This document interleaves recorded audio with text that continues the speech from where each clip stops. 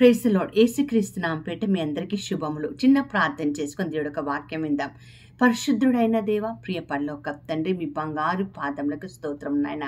గడిచిన కాలమంతా నీ కృపలో భద్రపరుచుకొని ఈ దినం నువ్వు మాకు ఇచ్చిన ఈ అవకాశాన్ని బట్టి నీకు వందనాలు. నువ్వు మాట్లాడుతుండగా వినగలిగిన చెవులు, గ్రహించగలిగిన హృదయం, స్పందించగలిగిన జీవితం మాకు దయచేయమని యేసు నామమున ప్రార్థించి వేడుకుంటున్నాం తండ్రి. Amen, amen, amen. బాగున్నారా మీరందరూ? మరి ఈరోజు పరిశుద్ధాత్మ దేవుడు నా హృదయంలో పెట్టిన మాట ఏంటంటే, రోమా పత్రిక 12వ అధ్యాయం 1వ వచనంలో ఏమని రాయబడి ఉంటుందంటే, మన శరీరము సజీవ యాగముగా దేవుడికి సమర్పించాలి. అంటే మన జీవితాన్ని దేవుడికి సమర్పించినప్పుడు సజీవ యాగముగా అంటే ప్రాణార్పణగా మనం సమర్పించాలి. మన ఆలోచనలు, తలంపులు, చేష్టలు, ప్రవర్తన, నడవడిక అంతా కూడా ఆయనకి ప్రియంగా ఉండాలని దేవుడు ఇష్టపడుతున్నాడు. మరి అలాంటిదే దేవుడు స్వీకరిస్తాడని మనం తెలుసుకోవాలి. మరి ఒక్కసారి పాత నిబంధనలోకి మనం వెళ్ళినట్లయితే, మన లేవియా కాండం 1వ అధ్యాయం 3వ వచనంలో మనం చూసినట్లయితే, నిర్దోషమైన గోవులను ఇవ్వమని చెప్తున్నాడు. దహన బలిగా అంటే జంతువులను ఇచ్చినా సరే నిర్దోషిగా ఉండాలి అని బైబిల్లో మనకి నేర్పిస్తున్నాడు. అంతేకాకుండా లేవి కాండం 22వ అధ్యాయం 22వ వచనం మీకోసం ఈ వాక్యం చదివి వినిపిస్తానండి. లేవియా కాండం 22వ అధ్యాయం 22వ వచనంలో బైబిల్ ఉన్న వారు తెరిచి చదువుకోండి, చూసుకోండి, మళ్ళీ ధ్యానం చేయండి. లేవి కాండం 22వ అధ్యాయం 22వ వచనంలో చూడండి, దహన బలికి గుడ్డిదేమి, కుంటిదేమి, కొరతగలదేమి, గజ్జిగలదేమి, రోగములదేమి అట్టి వాణిని యెహోవాకు అర్పించకూడదని, వాటిలో దేనిని బలిపీఠం మీద యెహోవాకు హోమము చేయకూడదు. చూడండి, గుడ్డిదాన్ని కానీ, గజ్జి ఉన్నదాన్ని కానీ, మచ్చలున్న కానీ, అంటే ఆఫరింగ్ ఇచ్చేటప్పుడు, బలిపీఠం మీద అర్పణ ఇచ్చేటప్పుడు, దహన బలిగా సమర్పించేటప్పుడు ఏ మచ్చ కానీ, ముడత కానీ ఉండకూడదని ఆ రోజుల్లోనే తీసుకొచ్చే జంతువుల మీద కూడా ఆయన అంత గట్టిగా చెప్పినాడు. ఇంకొక ద్వితీయోపదేశకాండం 17వ అధ్యాయంలో ఉంటుంది, మీరు కుంటిదైనా కానీ, గుడ్డిదైనా కానీ మంచిది ఇవ్వకపోతే దేవుడికి అది అసహ్యము అని రాయబడి ఉంటుంది.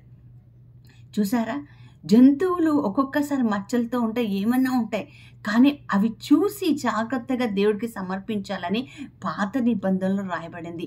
మరి కొత్త నిబంధనలోకి వచ్చేసరికి యేసు ప్రభు సజీవ యాగంగా తన జీవితాన్ని తండ్రికి సమర్పించాడు, మానవాళికి సమర్పించాడు.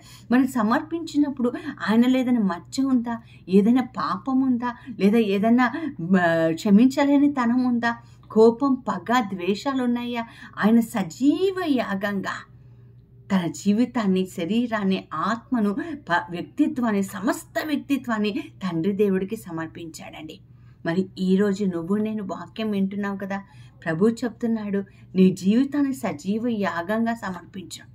గుండెల మీద చెయ్యేసుకొని చెప్పగలమా? మనం ఏ మచ్చ లేని వాళ్ళమండి, మనలో ఏ కోపాలు, తాపాలు లేవు, మనలో క్షమించలేనితనం లేదు అని, క్షమించే తత్వం ఉంది అని మనం చెప్పగలమా? ద్వేషాలు లేవని చెప్పగలమా? రాత్రంతా కూడా చూడకూడని అంతా కూడా సెల్ ఫోన్లో చూస్తూ పొద్దున్నే వచ్చి ప్రభా నా జీవితం నీకే సమర్పణ అని చెప్తూ ఉంటామేమో. రాత్రంతా కూడా బూతు మాటలు మాట్లాడుతూ భార్యతో, భర్త భార్యతో గొడవలు పడుకుంటూ, లేదా అసహ్యకరమైన పనులు చేస్తూ చూస్తూ, ఉదయకాలమే మందిరానికి వచ్చి, సంఘానికి వచ్చి సజీవ యాగంగా ఉన్నామని చెప్తున్నామేమో. లేదా రాత్రంతా, ముందు రోజంతా కూడా కుట్రలు, కుతంత్రాలు పని, ఎవరి జీవితాన్ని నాశనం చేయాలా, ఎవరి జీవితం బజార్కి ఇడవాలా అని మాట్లాడి, మళ్ళీ ఉదయమే మందిరానికి వెళ్ళి దేవాని సన్నిధికి వచ్చానని మనం అనుకుంటున్నామేమో. ప్రియులారా, జంతువులనే అంత జాగ్రత్తగా చూశారండి. జంతువులకి ప్రాణం ఉంది కానీ ఆత్మ లేదు. ఆత్మ లేని వాటికి అంత ప్రాధాన్యత ఇస్తే, తన రూపంలో, తన మంచితనంలో, తన శ్వాసలో, తన ఉద్దేశానుసారంగా సృజించిన నిన్ను నన్ను దేవుడు ఎంతగా చూస్తాడు. ఎలా ఉంది మన సమర్పణ? ఎలా ఉంది మన అర్పణ? ఈరోజు ప్రశ్నించుకుందామా? మనలో దేవుడి సన్నిధికి వచ్చే ముందు, అందుకనే మనం చూస్తామండి ప్రసంగి గ్రంథంలో, మీరు మందిరానికి వచ్చినప్పుడు మీ ప్రవర్తన జాగ్రత్తగా చూసుకోండి అని చెప్తున్నాడు. సజీవ యాగంగా నా జీవితాన్ని సమర్పించుకున్నాను దేవుడి సన్నిధిలో.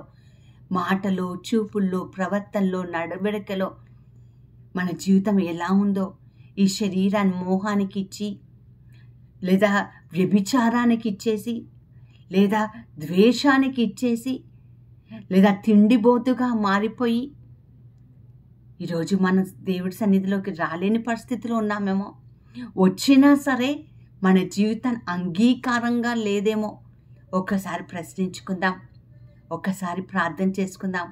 ప్రభా, నా జీవితాన్ని సజీవ యాగంగా నీకు సమర్పించే కృపను దయచేయమని మనందరం ప్రార్థన చేసుకుందాం.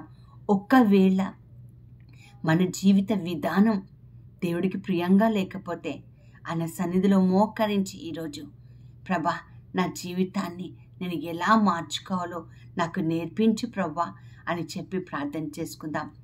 స్తోత్రం నాయనా. పరిశుద్ధుడా ప్రభా, నీకు వందనాలు. గొప్పవాడ, నీకు వందనాలు. అవును తండ్రి, శరీరానుసారంగా జీవించేవారు శరీరంతో నశించిపోతారన్నావు ప్రభా. ఈ శరీరము మేము సజీవ యాగంగా నీకు సమర్పించాలి. కానీ శరీరం ఏమేమి కోరుతుందో దాన్ని ఇచ్చుకుంటూ తండ్రి నాయన ప్రభా, అయ్యా నీ సన్నిధికి ఒక గొర్రె కానీ, ఒక మేక కానీ, ఒక ఆవు కానీ, మచ్చది కానీ, గుడ్డిది కానీ, కుంటిది కానీ, గజ్జిది వస్తే నా దగ్గరికి తీసుకురావద్దు, నాకు అది అసహ్యం అని చెప్పావు నాయన. మరి ఈరోజు అసహ్యకరమైన పనులు ఎన్నో మేము చేస్తూ నీ సన్నిధికి ఏమి ఎరగని నీతిమంతుల్లా వస్తున్నందుకు మమ్మల్ని క్షమించి నాయన తండ్రి, నీ రక్తంతో కడిగి సజీవ యాగంగా మా శరీరం సమర్పించుకొని ఆత్మానుసారంగా జీవించే కృపను దయచేయమని యేసు నామమున ప్రార్థించి వేడుకొంచున్నాం తండ్రి. Amen, amen, amen. God bless you all.